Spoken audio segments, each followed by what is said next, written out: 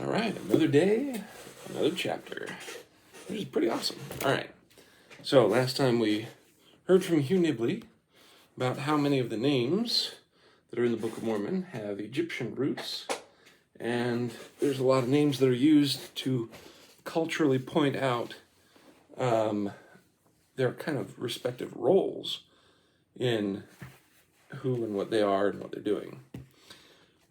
Chapter 2 is Strange Names, Men of the East. So the chapter is called Men of the East, and it starts with the section Strange Names, so I got that backwards a little bit. All right.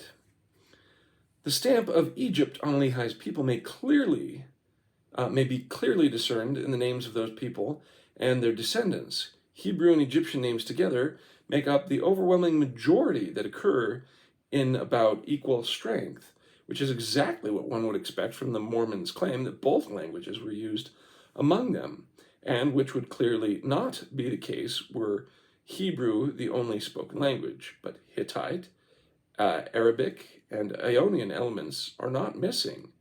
First, consider a few Egyptian names setting off the Book of Mormon names against their Old World equivalents. Aha, Book of Mormon, son of Nephite commander-in-chief. Aha in the Old World is a name of the first pharaoh. It means warrior and is a common word. Aminadab from the Book of Mormon is a Nephite missionary in the time of the Judges. Amanthabai, Aminadab, Amanathab, or Manathabi, is the Old World equivalent, chief of a Canaanite city under the Egyptian domination. The name is Reformed Egyptian. Ammon of the Book of Mormon, the commonest name in the Book of Mormon, and Ammon, or Amon, or Amun. In the Old World, the commonest name of the Egyptian Empire, the great universal god of the empire. Amoni-Ha, Book of Mormon, name of a country in that city. Amuni-Ra, Old World, prince of Beirut under Egyptian rule. The above might stand the same relationship to this name as Kamani-Ha, Book of Mormon, a Nephite general, does to Kamunai-Ra, Old World, Amarna personal name, perhaps equivalent to Amunai-Ra. See Knudsen, page 1561. Caesorum of the Book of Mormon, Nephite chief judge. Chiziri, Old World, Egyptian governor of the Syrian city. Gidona, Book of Mormon, a high priest who judged Korihor, father of Amulek. Gidona, and that's Djidwna. Gidona. Old World, the Egyptian name for Sidon. Gidgidoni and Gidgidona, Book of Mormon, Nephite generals. Oh my goodness. This looks like it's from Cthulhu. Holy crap. It is.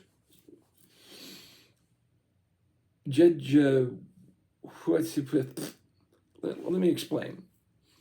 DJED, DJHWT, IWF. You pronounce it. So, Jed, Jut, If, Ewif, WF. If the F is hard. Considering like Djibouti, our common current name, Djibouti, is spelled DJ, da-da-da-da. So I can get the J. So if I ignore the D at the front, then it's Jed, Jwatif. But if the F is silent as well, then it would be, and the IW is an ew or I sound. Jedjuet, Jedjuetai, or Jedjuetawishi, plus Ankh, or Old World Egyptian proper names, meaning Thoth hath said, he shall live, and Thoth has said, she shall live, respectively. On this pattern, the two Nephite names mean Thoth has said, I shall live, and Thoth has said, we shall live, respectively. So, Gidgiddoni and Gidgiddona. I think the Book of Mormon's way of spelling it's a lot easier. Just saying. It's just, yeah, anyway. Whew. Gideonhi, Book of Mormon Robber Chief and General. Juati Ankai. So, Juanti Ankai. Thoth is my life, see above. Gimgimno, Book of Mormon. The city of Gimgim compared to biblical No Ammon, city of Ammon. Kenkemim, Old World Egyptian city of Kipkip, set at the Egyptian dynasty in Nubia. Hem, Book of Mormon, brother of the earlier Ammon. Hem in the Old World means servant, specifically of Ammon, as in the title Hem Tippin Im, chief servant of Ammon, held by the high priest of Thebes. Dude. Yeah. This is crazy. I was geeking out about the small stuff he was laying down this time. This is just a straight up list. Holy crap. Helaman, Book of Mormon, Great Nephite Prophet. Heramun, Old World, in the presence of Ammon, as in the Egyptian proper name, Hari-i-Herim. Semitic L is always written as R in Egyptian, which has no L. Kind of like reverse Japanese. Anyways, no, it's just, sorry, that Japanese meme, fa ra ra ra ra ra ra ra ra. Anyways, the Japanese meme. So, Helaman is Helaman. Hiraman. And it sounds like that's what it is. So Helaman to Hiraman. In the presence of Ammon, in the Egyptian, the Hari-i-Heramin would be Heli-i-Helaman if it were Book of Mormon. But if you change it with the Japanese pronunciation or the Egyptian pronunciation, in this case, it's Hari-i-Heramin. With the Semitic L is written as an R in Egyptian, which has no L. Conversely, Egyptian R is often written as L in Semitic languages. Wow, okay, new thing I've learned. That the Egyptians did not have the Semitic L, and so it was written as an R, and so the stupid stereotype we have of Japanese changing the L's to R's, just, this is wonderful.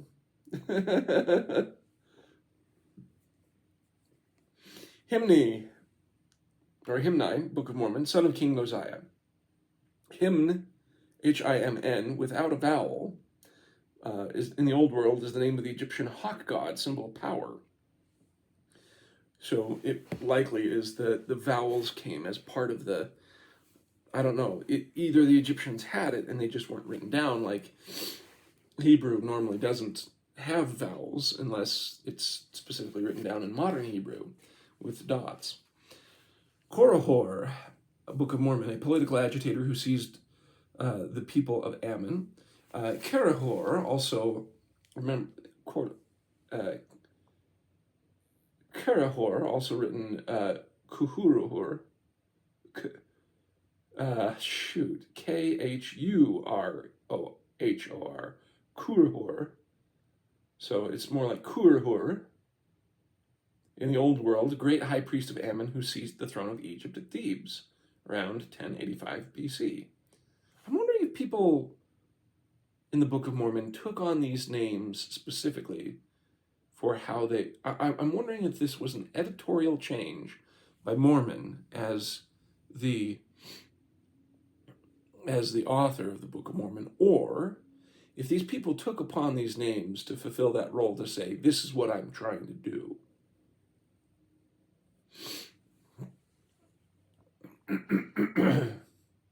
It'd be like, what was it? Maybe specific titles that would mean something to them, kind of like when Napoleon takes on emperor, or someone takes upon them now because Napoleon is so well known, and he's the Napoleon of the West, right? You take these titles on yourself, and then it's, depending on who you are, your title becomes stronger than your original name. So I'm wondering if it's something like that. Manti, Book of Mormon, the name of a Nephite soldier, a land, a city, and a hill. So used several times over. Manti, in the Old World, Semitic form of an Egyptian proper name, e.g., Mankai, a prince in Upper Egypt, circa 650 BC. It is a late form of month, god of Hermonthis. So late form of month, god Hermonthis. So, wow, okay. Sorry it's taking me a bit to get through these simple sentences, because I can't tell whether they're talking about the month as in a calendar or month as in a proper noun, which is apparently what it was. So when it says it is a late form of month, god Hermonthis, Hermonthis. And I keep double checking because I'm expecting other syllables in these words, and they're not there. And so I'm like, Hermonthis, instead of, because I naturally want to say Hermonthesis or something, but it's just Hermonthis. And so I sound like a stuttering child. Morianton, Book of Mormon, the name of a Nephite city, its founder, the Nephite province of Moriantum. Marianton and Mariamun in the Old World, names of Egyptian princes, beloved of Aton and beloved of Ammon, respectively. Nephi, the Book of Mormon founder of the Nephite nation. Nehi or Nehri, Old World, famous Egyptian noblemen. Nephi, Nephi. See, again, it's lacking vowels, but it's like Nephi. Nephi was the name of an Egyptian captain. Since the Book of Mormon insists on PH, Nephi is closer to Nehifi, original name of the god Panafi, which may even have been Nephi.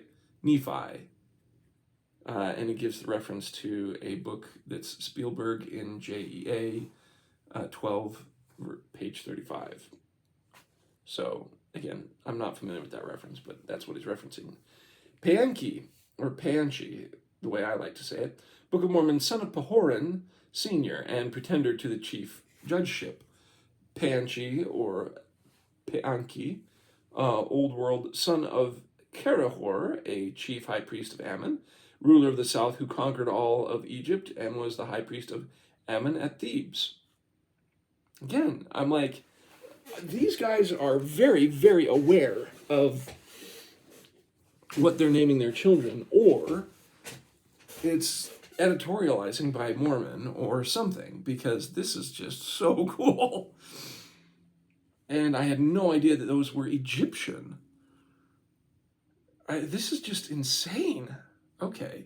Pahoran, Book of Mormon, a great chief judge, some of the same. Paharan, Old World, ambassador of Egypt in Palestine, where his name has the reformed reading, Pahura, in Egyptian as Pari, which means the Syrian or Asiatic. Pesumeni, or Pakumene, I like to call it Pakumene, but it's Pesumeni. If you look at I think that's how it's done. If you look at the pronunciation guide in the Book of Mormon, son of Pahoran, Pakamen, in the Old World, Egyptian proper name meaning blind man, also Pemenches, Greek Pachomios, commander of the south and the high priest of Horus. Pachus, Book of Mormon, revolutionary leader and usurper of the throne. Pachus, or Pachqs, Pachus, Egyptian proper name, compare Pachesi, he is praised. Pachesi, he is praised. Sam, Book of Mormon, brother of Nephi. Sam Tawi, Old World, Egyptian uniter of the lands, title taken by the brother of Nahiri upon mounting the throne. Sizoram and Zizoram in the Book of Mormon, a depraved judge and lawyer, respectively. The latter also the name of a city. Zoser and Zester,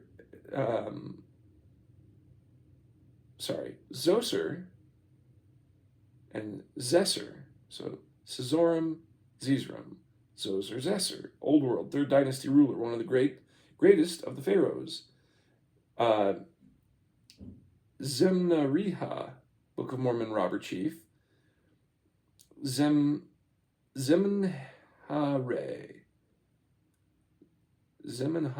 Old World Egyptian proper name, the same elements as above in different order, a common Egyptian practice. So instead of a robber chief, he's a chief robber. Zeniff, Book of Mormon, ruler of Nephite colony. ZNB and SNB, Zenib. Again, you're inserting your own, insert your own vowels, because you have zimb and sind, unless you put in vowels, which would be Zenib, and Sinib. In the Old World, common elements in the Egyptian proper names.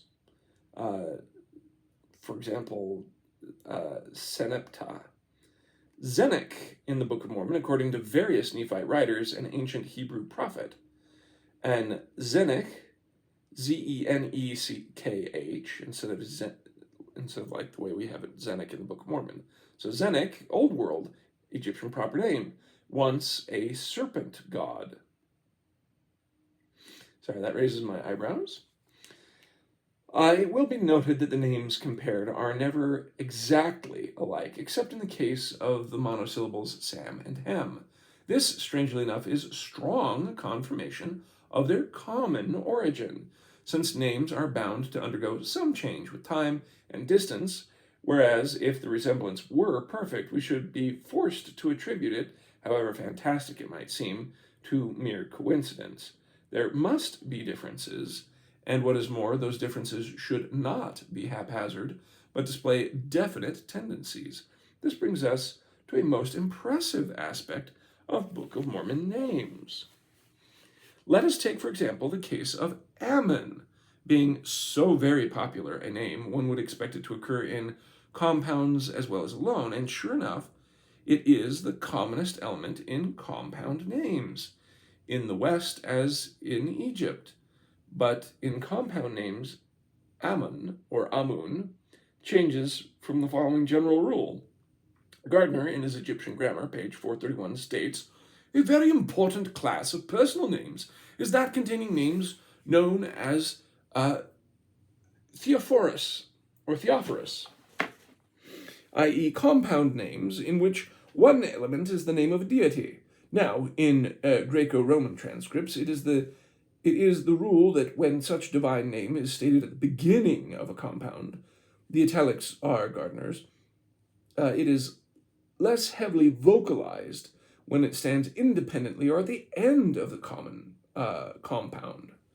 And so, and you also see this in, I think, a bunch of Muslim-type names, because I know a lot of them do, like, Muhammad al-Bin, etc., and so they throw Muhammad in there, or Allah-nish, or whatever else, and have Allah in there.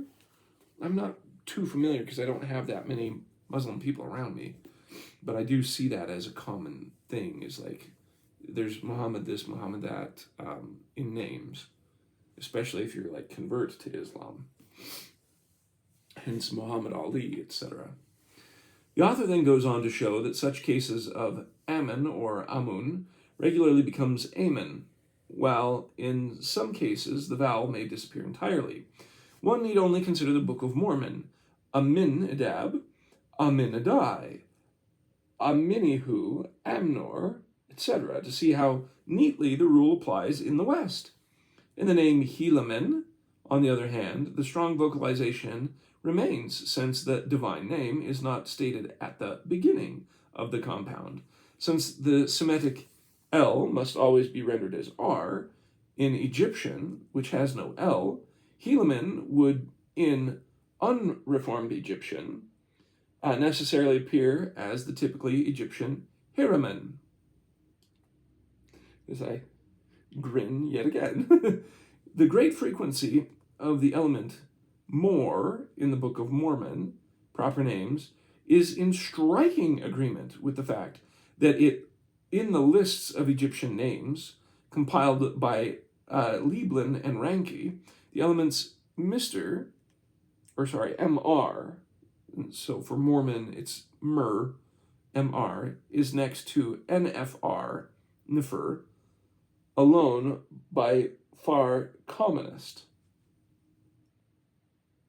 Alone by far the commonest. So like Mor or Merman or Mormon, and Nefer or Neferman. Now I'm starting to sound like the Swedish Shaft. Jeez. And I probably sound like an absolute moron when it comes to these language stuff, because I am not J.R.R. Tolkien, nor am I Hugh Nibley here. Holy crap. And I'm like, what am I supposed to fit in between the M and the R? Is it More? Anyway, Murica. Jeez Louise.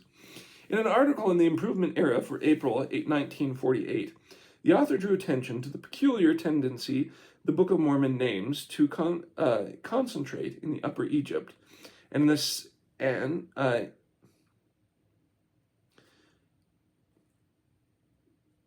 an article in 1948 in the Improvement Era, which is the church magazine, the author drew attention, I think he's talking about himself, Hugh Nibley, drew attention to the peculiar tendency in the Book of Mormon names to concentrate in Upper Egypt in and south of Thebes. At the time he was at a loss to explain such strange phenomenon, but the answer is now clear. When Jerusalem fell, most of Lehi's contemporaries who escaped went to Egypt, where their principal settlements seem to have been at Elephantine or Yeb, south of Thebes. It would seem, in fact, that the main colonization of Elephantine was at the time and from Jerusalem. What then could be more natural than that the refugees who fled to Egypt from Lehi's Jerusalem should have Book of Mormon names, since Lehi's people took their names from the same source? One serious objection to using Book of Mormon names as philological evidence must not be passed by without an answer. Ooh, debunking, right here. Upon seeing these strange words before him, how could the illiterate Joseph Smith have known how to pronounce them? And upon hearing them, how could his half-educated scribe have known how to write them down phonetically? Remember, these names are not translations into English like the rest of the book, but remain bits of authentic Nephite language. Between them, the guesses of the prophet as to the pronunciation of and the guesser of Oliver Cowdery as to transcription would be bound to make complete havoc of the original titles. Only there was no guessing. According to David Whitmer and Emma Smith, in interviews appearing in the Saints Herald, 31 in 1884, page 396F, and pointed out to the author by Preston Nibley, Joseph never pronounced the proper names he came upon in the plates during the translation, but always spelled them out. Hence, there can be no doubt that they are meant as they stand to be as accurate and authentic as it is possible to render them in our alphabet. But Egypt was not everything.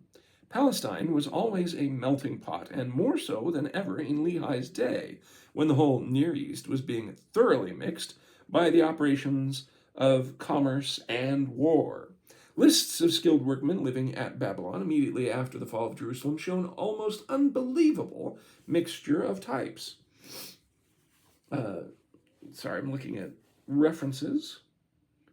Yeah, it's all references. Really cool references. References to books that I'm not familiar with. But since the Old Testament was available to Joseph Smith, there is no point in listing Hebrew names, but their Book of Mormon forms are significant. The strong tendency to end in Iah, I-A-H, is very striking, since the vast majority of Hebrew names found at Lachish end in the same way, indicating that I-A-H, or Iah, like Mosiah, names were very fashionable in Lehi's time. Hebrew names turn up on ancient jar handles from other places also have a familiar Book of Mormon ring. Hezron, Mamshath, Ziph, Book of Mormon Ziph, Jether, Epher, Jalan, Ezer, Menahem, Leka, Amnon, Book of Mormon Amner, Zoeth, etc., would never be suspected if inserted into a list of Book of Mormon names. The Book of Mormon does give the right type of Hebrew names. What comes as a surprise is that a number of Book of Mormon names are possibly Hittite, and some of them are undoubtedly so. Thus, Manti suggests that Montai, Manti, Medini, etc., it all recalls the Egyptian name of a Hittite city, Menda, and the characteristic element of the Hurrian names. Much of Hittite is really Hurrian, as Professor Goetz has shown. Anti, Andi, otherwise, these are suffixes. Anti and Andi, so anti and Andi, likewise fairly common in the Book of Mormon. So likewise, Kumanai or Kumen Onhai, Kishkumen, which is Hittite Kumani, an important city, and Siantum is a Hittite Sandon or Sandus. Akish, Hittite Akish, is the name of Cyprus. Gadiandai, for a Hittite city, Kadianda. Their Egyptian form implies that these names reached the people of Lehi not directly but through normal routes, though it has recently been shown that some of Lehi's important contemporaries were Hittites, and that the Hittite settlements and names still survived in the hill country of Judah in his time.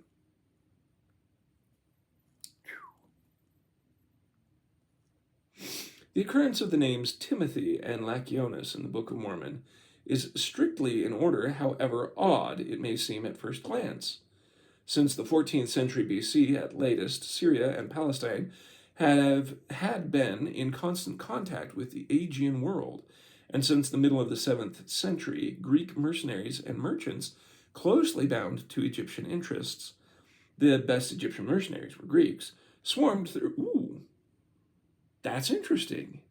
I mean, okay, so, sorry, that little tidbit kicked off in my head the idea that Cleopatra was actually kind of had Greek origins.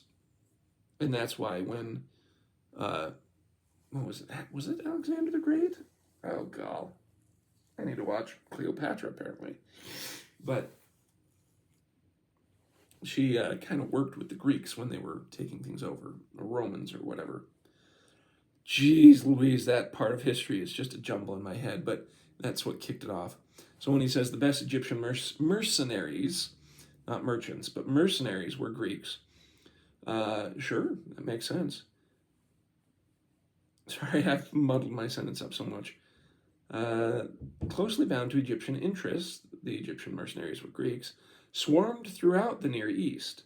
So that's why Timothy and Lachionis, because those names are in the Book of Mormon, it's like, well, Greek mercenaries were there as well.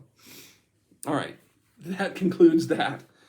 Lehi's people, given apart from their mercantile activities, could not have avoided considerable contact with these people in Egypt, and especially in Sidon, which Greek poets, even in that day, were celebrating as the great world center of trade. It is interesting To note, in passing, that Timothy is an Ionian name, since the Greeks in Palestine were Ionians, hence the Hebrew name for Greeks, son of Yavanim, with a J. And since Laconius means a Laconian, that the oldest Greek traders were Laconians who had colonies in Cyprus. Book of Mormon Akish. So Cyprus would be Akish.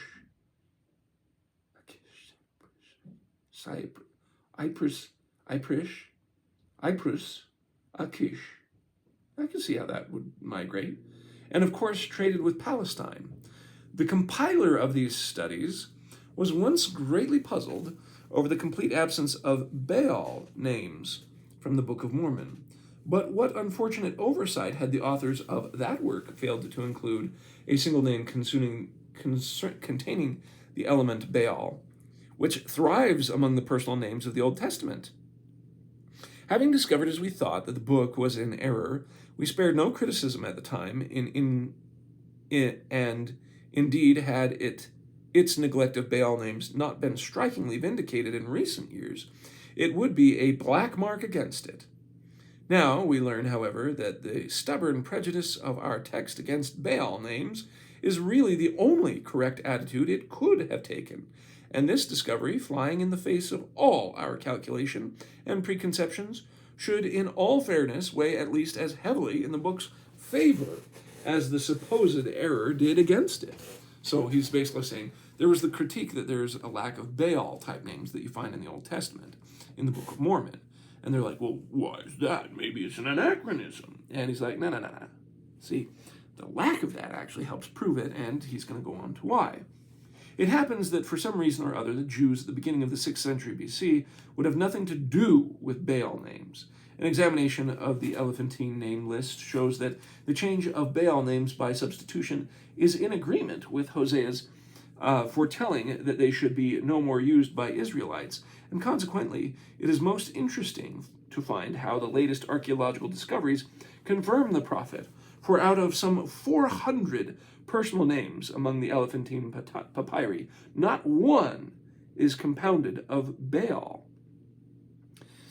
And, okay, so, as an aside that helps support the same idea, I watched a video the other day where it was going through, like, popular girls' names from 1911 forward, and it started everywhere across the U.S., every state, it was like Mary, and then it would change to Judy, or it would change to Jessica, and you'd see different states adopt different names, and some names would become very universal very quick. Other times it was really subdivided by different regions as whatever the most popular name was in the state. But it's very funny that you look at people of a certain age that would have been born during that time, and you can see, like, wait a minute, my friend's named that, and oh, my friend's named that, or I know this person who's named that popular name. And it's funny because it just goes through stages. So it's like, I suspect strongly that the name Karen is going to die out in the next generation or two for some odd reason. Mainly because of the absolute negativity associated with it because of memes. Now, what's really hilarious is my wife, because she's much better at names and faces than me, all the Karens, the literally people named Karen that she knows, are all really good people. So it's really sad that the meme of the name Karen is going to destroy people from ever naming their children that. So it could be something very similar. Thank you for returning that. I have a question. Yes. Would this look better on my head or not? Sure. Well, look in the mirror and you can decide for yourself. Okay. So, Bye. So it becomes a really fascinating kind of head scratcher, in my opinion, of there's probably a couple of things that made Baal names really out of favor. Okay, so around 650 before or during the Josiah reforms, there was was it during the Josiah reforms? They were just like slamming everything down that had to do with Baal. And so instead of Ammon names, which was kind of this godlike name from Egypt, if Baal was the Karen of the day, where you're just going to kill that name because now it's like verboten and everyone hates it because kings are coming through and destroying anything that has to do with Baal. So at the time of the Josiah reforms, when all this is being thrown down, the temple is being ransacked, all the other temples that were out there have been destroyed by Josiah because of his advisors, because they get to manipulate the young king, and then they get to reorganize the temple according to how they want. It focuses everything on the Deuteronomistic scriptures. Yeah, and they are throwing down everything that has to do with Baal as a name. There might be a reason why there's nothing in the Elephantine scripts about Baal-type names. Whew. Since Elephantine was settled largely by Israelites who fled from Jerusalem after its destruction, their personal names should show the same tendencies as those in the Book of Mormon, though the translator of the book might, by the exercise of superhuman cunning, have been warned by Hosea 2:17 to eschew Baal names. Yet the meaning of that passage is so far from obvious that Albright, as late as 1942, finds it very significant that seals and inscriptions from Judah, which are very numerous in the 7th and early 6th centuries, seem never to contain any Baal names. It is very significant indeed, but hardly more so than the uncanny acumen which the Book of Mormon displays on this point. Speaking of the occurrence of a few Arabic names in the Old Testament, Margot Leoth observes, considering that the record of names are those of an infinitesimal fraction of the population, the coincidence is extraordinary. This consideration applies with multiple force to the Book of Mormon, where the many names coinciding with Old World forms represent but an infinitesimal fraction of the Nephite population. Next is Lehi and Arabs, which is a subsection here. I'm trying to see if I can cram through this or not. Yeah, let's do it. Lehi was very rich, and he was a trader, for his wealth was in the form of all manner of precious things. Ooh, good observation. Such as had to be brought from many places. His world was a world of travelers and merchants. The princes of the Delta were merchants, and the princes of the Syrian and Palestinian cities were also, as the Amarna tablets show, merchants. The story of Weneman tells us that the princes of Phoenicia and Philistia were merchants. The Arab princes of the desert were merchants, and the merchants of Egypt and Babylonia would meet in their tents to transact business. The two wisest of the Greeks, Lehi's great contemporaries, Solon and Thales, both traveled extensively in the East on business. Very significant is the casual notice that Lehi once had a vision in a desert place as he went forth. That's 1 Nephi 1:5. As he went, he prayed, we are told, and as he prayed, a vision came to him. The effect of the vision was to make him hasten back to his own house at Jerusalem, where he had yet greater visions, showing that it was not necessary for him to go forth, either to pray or to have visions. He did not go forth expecting a vision, for when a vision came, he immediately returned home.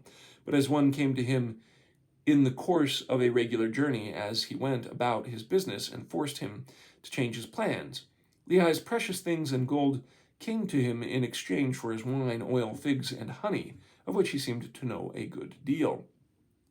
Not only by sea, hence the great importance of Sidon, but necessarily and especially by caravan as well. Israel, says Montgomery, looked to the desert. There alone commercially were its possible profits, by way of the great trade routes to Syria, to the Mediterranean and Egypt, or to the Euphrates and the Persian Gulf. To the west, it was blocked off by the Egyptians, Philistines, Phoenicians, Syrians, cleverer traders than the Hebrews. Since Egypt controlled this western trade, it is easy to see how Lehi could profit by making the most of his Egyptian training and background. Though these Western outlets were open in Lehi's day due to a policy of close cooperation with Western powers against Babylonia, the rule always was that the desert trade, specifically that of the South Desert, was the one reliable source of wealth for men of Jerusalem. There is ample evidence in the Book of Mormon that Lehi was an expert on caravan travel, as one might expect. Consider a few general points. Upon receiving a warning dream, he is ready, apparently at a moment's notice, to take his whole family and provisions and tents out into the wilderness. While he took absolutely nothing but the most necessary provisions with him, 1 Nephi 2:4, he knew exactly what those provisions should be. And when he had to send back to the city to supply unanticipated wants, it was for records that he sent, and not for any necessities for the journey. This argues a high degree of preparation and knowledge in the man, as does the masterly way in which he established a base camp in order to gather his forces for the great trek.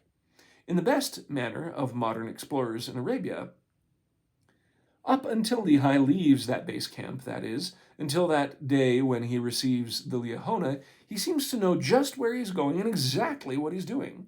There is here no talk of being led by the Spirit, not knowing beforehand, as Nephi in the dark streets of Jerusalem. His family accuse Lehi of folly in leaving Jerusalem, and do not spare his personal feelings in making fun of his dreams and visions. Yet they never question his ability to lead them. They complain, like all Arabs, against the terrible and dangerous deserts through which they pass, but they do not include ignorance of the desert among their hazards, though that would be their first and last objection to this wild project, were the old man nothing but a city Jew, unacquainted with the wild and dangerous world of the waste places. Lehi himself never mentions inexperience among his handicaps. Members of his family laugh contemptuously when Nephi proposes to build a ship. See 1 Nephi 17:17-20. And might well have quoted the ancient proverb, "Show an Arab the sea and a man of Sidon the desert." But really? How is that a proverb? Show an Arab the sea and a man of Sidon the desert. Oh, okay. So he's saying, he's a man of Sidon, so he has nothing to do with the sea. But show Lehi or Nephi the desert, we're good. I think I'm getting it now. But while they tell him he is lacking in judgment to build a ship, they never mock their brother's skill as a hunter or treat him as a dude in the desert. In fact, and I think that's the formal use of dude instead of just dude, anyway. The fact that he brought a fine steel bow with him from home, and that he knew well how to use that difficult weapon, shows that Nephi had hunted much in his short life. Lehi has strong ties with the desert in his family background. 2,600 years ago, the Jews felt themselves much closer to the people of the desert than they have in subsequent times. We come to realize, says Montgomery, that Israel had its face turned towards those quarters we call the desert, and that this was its nearest neighbor. The Jews themselves were desert people originally, and they never forgot it. This constant seeping in of desert wanderers still continues. There is no barrier of race or language or caste or religion between them and the desert cousins. We have often been told that the patriarchs of old were wandering Bedouins, though far from barbaric. Their language was that of the desert people, many of whose words are, to this day, closer to Hebrew than modern Arabic. As recently as 2000 BC, Hebrew and Arabic had not yet emerged from what was substantially a common language, understood from the Indian Ocean to Tartarus and from Zagros in the frontier of Egypt to the frontier of Egypt. This common language, excluding Akkadian, was as homogeneous as was Arabic 1,000 years ago. A curious and persistent homogeneity of culture and language has characterized the people of the Near East in every age, so that Margoliouth can affirm that a Sabian, Sabian,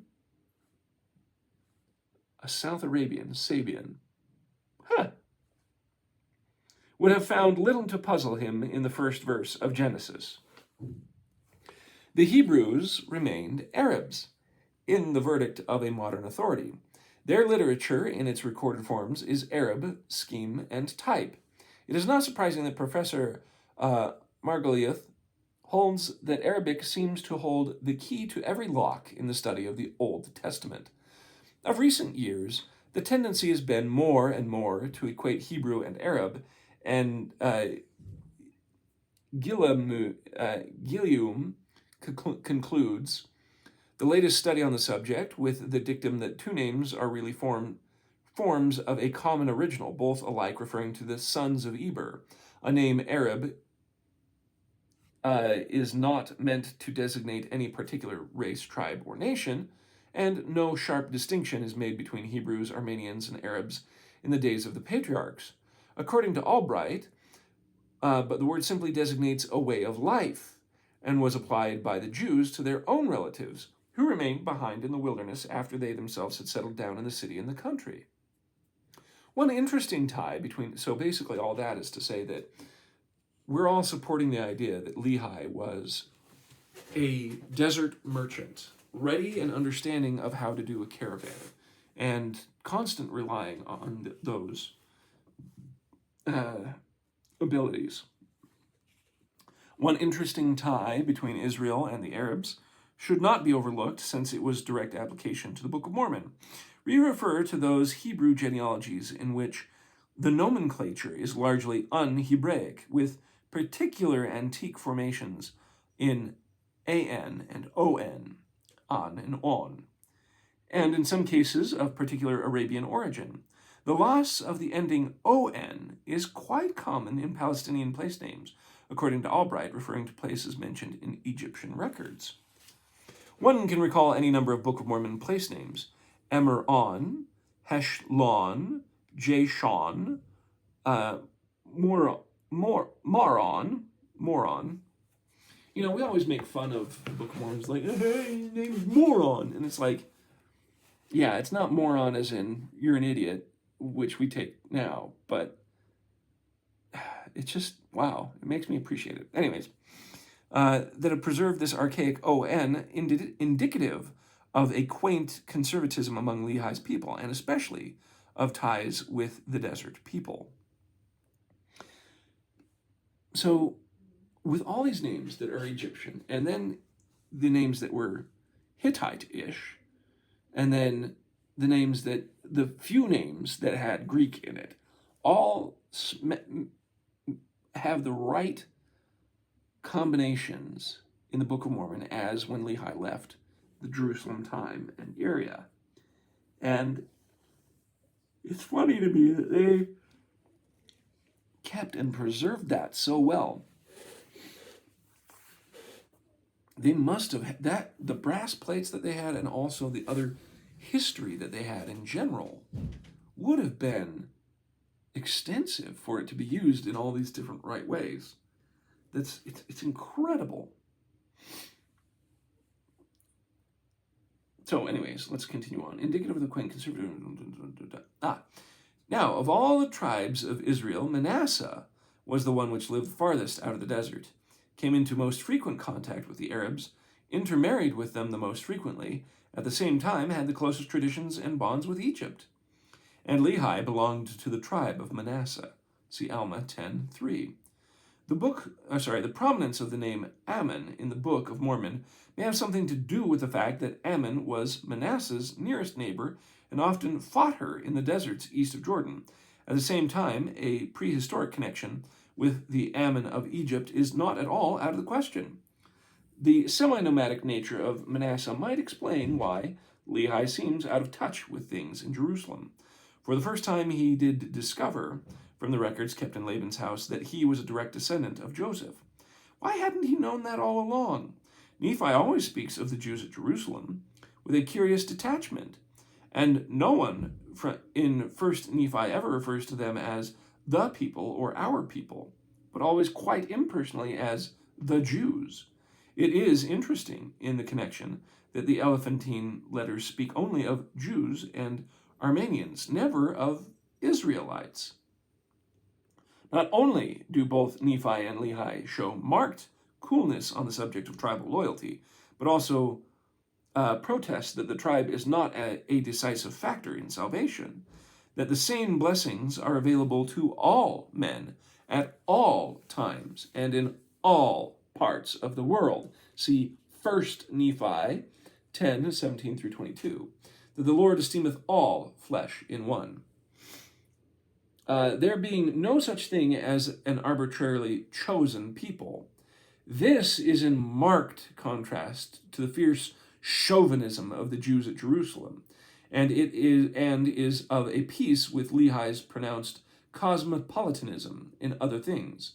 Lehi, like Moses and his own ancestor Joseph, was a man of 3 cultures, being educated not only in the learning of the Jews and the language of the Egyptians, but in the ways of the desert as well. There is a peculiar color and atmosphere to the biblical life, says Professor Montgomery, which gives it its social tone, and that touch comes from the expanses and the free-moving life of what we call Arabia. The dual culture of Egypt and Israel would have been impossible without the all-important Arab to be the link between, just as trade between the two nations was unthinkable without the Bedouin to guide their caravans through his desert. Without the sympathetic cooperation of the Arabs, any passage through their deserts was a terrible risk when not out of the question. And the good businessman was ever the one who knew how to deal with the Arabs, which meant to be one of them. Lachish letter number 6, in denouncing the prophet Jeremiah for spreading defeatism both in the country and in the city, shows that Lehi, a supporter of the prophet, could have been active in either area of the land of Jerusalem. Even the remark that Lehi dwelt at Jerusalem in all his days would never have been made by or for people who would not think of living anywhere else, and a dwelling at Jerusalem would be an aid rather than a hindrance to much travel, for the wilderness of Judah is a long projection north from the Arabian deserts to the gates of Jerusalem.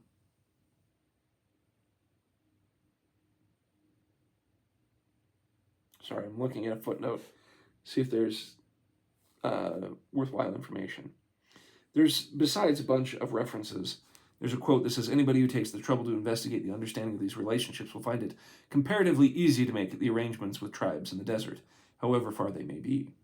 So again, just supporting the idea of the whole purpose of Israelite tribes being desert-like and Arab-like is, and they also have ties because of Abraham's other child that was not Isaac, which is Ishmael, became the people of the desert. So there's ties that way anyway. Sorry, I'm finding this really fascinating. So you have the Jewish and Hebrew. Oh yeah, sorry, I was really emphasizing how there was no chosen people. You know, after reading all these guys, these recent guys, Dave Butler, Josiah, not Josiah, good heavens, the Josiah Reforms is what's in my head, Jonah Barnes, and Dave Butler, and, oh god, 116 pages. Dave Bradley.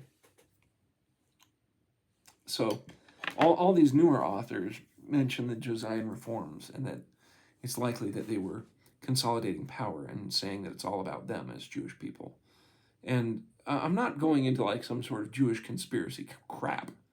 I'm just saying that the scribes did that at that time, whether it's out of necessity or out of a power grab or whatever else. But the repercussions of it have gone throughout time. And so you find the Bible and the Old Testament centered around the Jewish experience. Well, there's also survivor bias, because after being destroyed by Assyria and Babylon, and the other 10 tribes being just scattered northward, the only one left to keep track is the Jews. And then, on top of that, when Jesus Christ comes, he's Jewish, but then, there's no any records that would have been from the 10 tribes, or the leftovers of the 10 tribes, like the Samaritans. They would not have accepted any of their writings as something that would be scripture. Heck, it's crazy to me that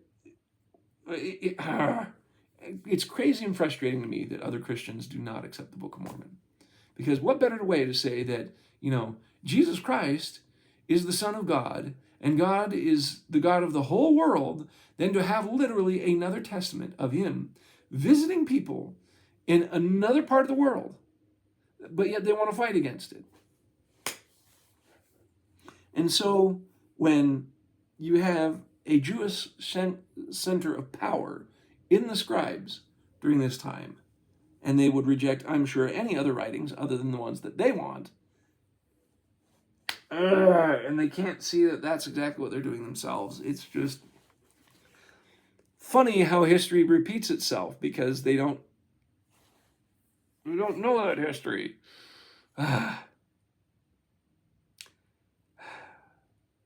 Lehi. And what's also fascinating is how markedly I've been starting to understand that the blind bigotry against the Church of Jesus Christ of Latter-day Saints, or as they would love to continue to say, the anti-Mormon crowd, that is just the rank bigotry type stuff, follows the exact same pattern as the rank bigotry against Jewish people.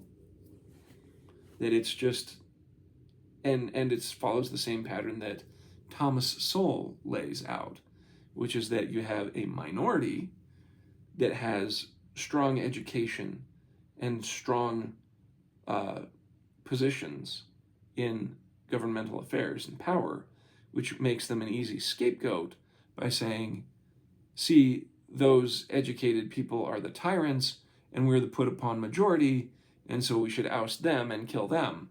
And that has repeated itself. It specifically follows Jewish people, and it follows the Church of Jesus Christ of Latter-day Saints, especially when they call us Mormons, because they don't want to say the Church of Jesus Christ, or they'll even skip over Jesus Christ's name. They'll say the Church of Latter-day Saints.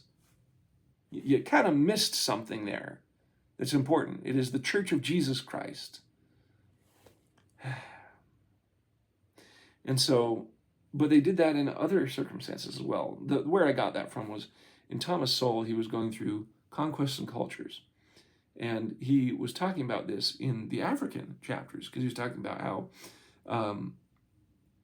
the colonialized Africa, it sucked to be colonized at the time, but colonialized Africa helped build up the infrastructure and became a well-working machine under when it was colonized.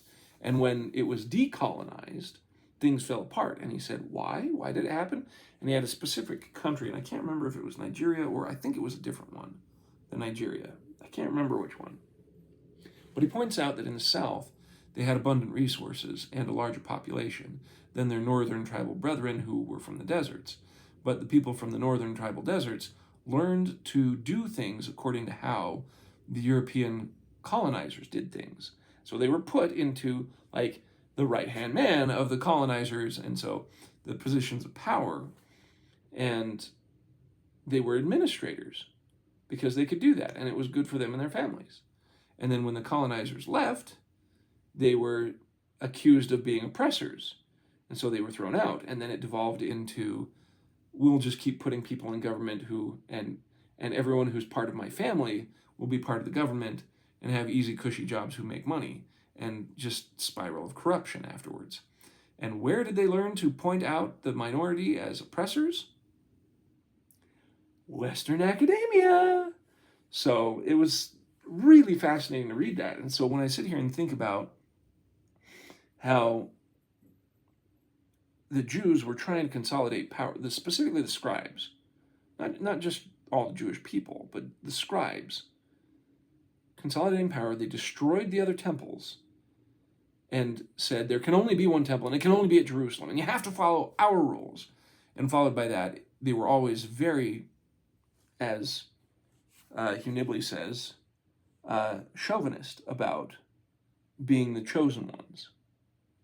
Whereas Lehi is like, no, it's open to everyone, everywhere, all the time. God sent his son, Jesus Christ, for everyone. God the Father sent his son, Jesus Christ, for everyone. So, anyway, sorry for the aside, but it's just fascinating to me that here we are digging into kind of the scholarly, deep social stuff, and it can easily become all this background noise, but that's why I like to pause every once in a while and say, well, it's kind of like this. So, the proverbial ancestor of the Arabs is Ishmael. Oh, just mentioned that. His is one of the few Old Testament names which is also at home in ancient Arabia. His traditional homeland was in Tih, T-I-H, the desert between Palestine and Egypt, and his people were haunters of the borders between the deserts and the town. He was regarded as the legitimate offspring of Abraham by an Egyptian mother. His was not a name of good omen, for the angel had promised his mother, he will be a wild man, and his hand will be against everyone, and every man's hand against him. So the chances are that one who bore his name had good family reasons for doing it. And in Lehi's friend Ishmael, oh, that's right, we surely have a man of the desert. Lehi, faced with the prospect of a long journey in the wilderness, sent back for Ishmael, who promptly followed into the desert with a large party. This means that he must have been hardly less adept at moving than Lehi himself. The interesting thing is that Nephi takes Ishmael, unlike Zoram, completely for granted, never explaining who he is or how he fits into the picture. The act of sending for him seems to be the most natural thing in the world, as does the marriage of his daughters with Lehi's sons. Since it has ever been the custom among the desert people for a man to marry the daughter of his paternal uncle, Abint Ami, it is hard to avoid the impression that Lehi and Ishmael were related. That's a footnote, and I'm reading this footnote. There are, after these remarks appeared in the era, the writer's attention was called by Professor Speary to the statement attributed to Joseph Smith that Ishmael was of Ephraim, and that his sons married Lehi's daughters. Ephraim, like Manasseh, was of the desert. Oh, interesting. Okay. So there is that, pardon me, strong speculation of relation. Distant enough relation, I guess. There is a remarkable association between the names of Lehi and Ishmael, which ties them both to the southern desert, where the legendary birthplace and central shrine of Ishmael was at a place called Bir Lehi Roy.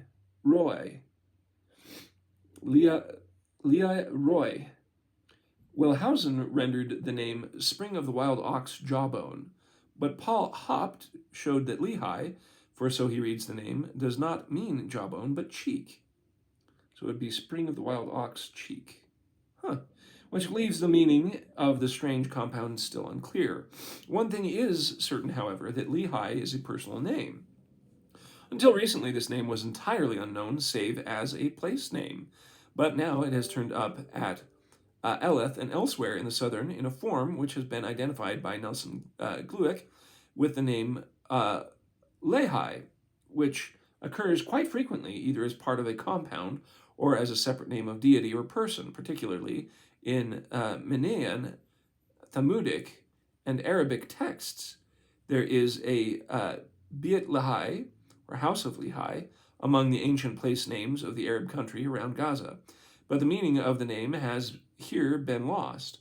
If the least be said of it, the name Lehi is thoroughly at home among the people of the desert, and so far as we know, nowhere else.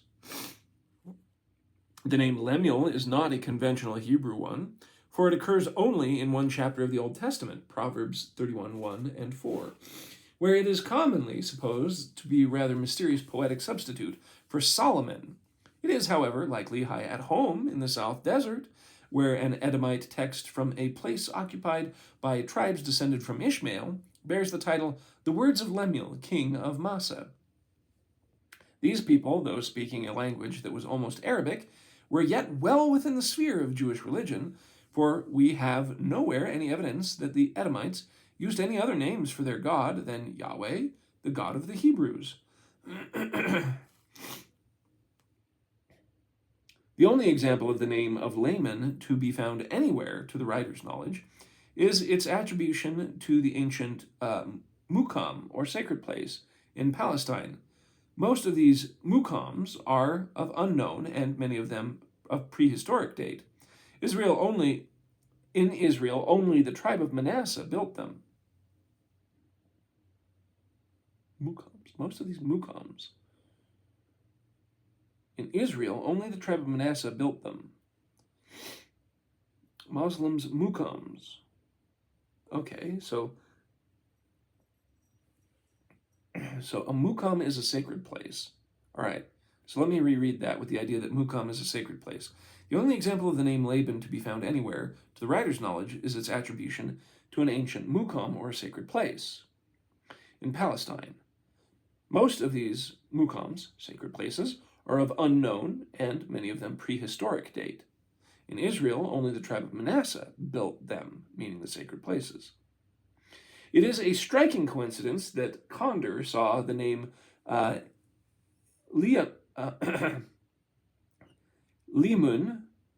Remember, we're trying to get close to Laman. So Limun, as he renders it, the vowels must be supplied by guesswork.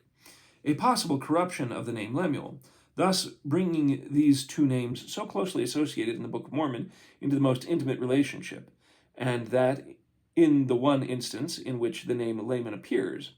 Far more popular among the Arabs, as among the Nephites, was the name Elma, which can mean young man, a coat of mail, a mountain, or a sign. Really, all of those. Think of that. Okay, young man, coat of mail, meaning like armor, i.e. armor of God. A mountain, think temple, or a sign, also think God's dealings with humans. All of those make a great name. Sorry. While Sam is a perfectly good Egyptian name, it is also the normal Arabic form of Shem, the son of Noah. Huh. Didn't see that before. It should be noted here that archaeology has fully demonstrated that the Israelites, then as now, had not the slightest aversion to giving their children non-Jewish names, even when those names smacked of pagan background. One might, in speculative mood, well, think about that. Think how many Latter-day Saints here in the Rocky Mountain West name their kids after crazy and funny things that they just liked or saw in culture. Even if it is pagan. It's just like, we like the name. Anyway. One might be speculative mood, but even detect something of Lehi's personal history in the names he gave to his sons. The first two have Arabic names. Do they recall his early days in the caravan trade? The second two have Egyptian names, and indeed they were born in the days of his prosperity. The last two, born amid tribulations in the desert, were called with fitting humility Jacob and Joseph. Whether the names of the first four were meant as those of the last two sons certainly were to call to mind the circumstances under which they were born. The names are certainly a striking indication of their triple heritage. And that is it for chapter 2. Wow. Wow, okay. So, not only does he go through a list of names and show how they were Egyptian and Hittite and a smattering of Greek, he goes through and he shows that the names and the times and places go with supporting that Lehi was a desert caravan trader, and that Ishmael was likely a desert caravan trader. And that's why they were able to travel so well and have no issues. And wow, that's just incredible. So I'm going to leave it at that. Again, I hope these little tidbits help strengthen your testimony, if not more since the other readings I've done. But I don't know. I feel like I can feel the sands of the desert rising up, and the soft wafting of dates upon the wind, and I just have this imagination of these dry desert sands baking upon the ground, and sweat and coverings and other things like that. It's just kind of the feeling I'm getting from this book. It's helping me appreciate more about and the idea of palm leaves being used as fans, or taking advantage of any tidbit of water as they travel. Just all sorts of little things. It's just enriching my mind with little details and such.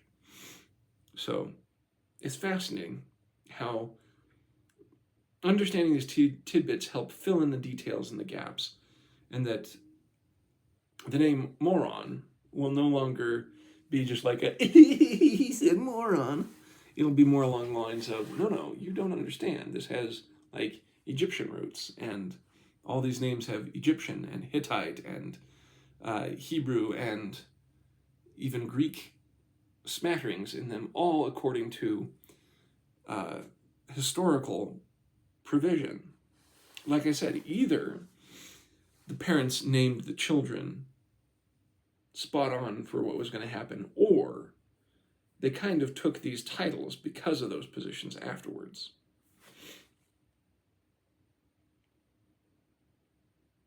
I wonder if...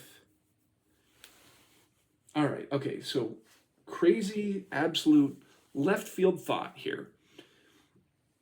Ever remember how, like, as a kid, it was the idea of, there was like Dances with Wolves and other things like that, those movies that came out. And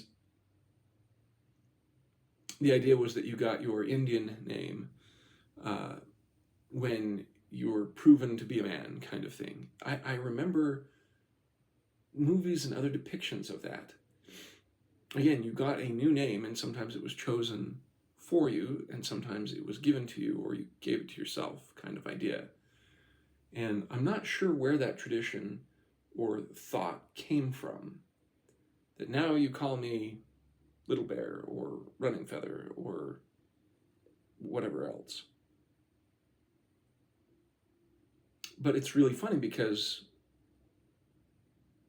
if you think of biblical traditions of giving somebody a new name, such as when Jacob became Israel, and other profound instances of that, I'm wondering if that also meant they changed your name to these different titles. That it's like, oh, you're going to be this religious chief judge. Well, let's give you this religious chief judge name we have from our history. And that's how you have Pahoran, Peisumenai, or Pecumeni. I need to look up how it's said properly again. Because again, I love saying it in really cool ways, like Pacumene, but it's totally not that. I'm wondering if those are connected. Pure speculation, but there you go. All right, there's all my crazy thoughts now that we've talked about a lot about names.